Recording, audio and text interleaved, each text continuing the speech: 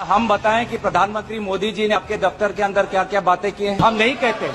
कैसे बताना चाहिए, बताइए। एक गंभीर आरोप है माननीय अध्यक्ष जी। जब जम्मू कश्मीर के पूर्व राज्यपाल ने कहा कि उन्होंने प्रधानमंत्री को फोन किया था, तो ये राज्यपाल ने क्या कहा कि उनको चुप रहने का सलाह उनको मिला।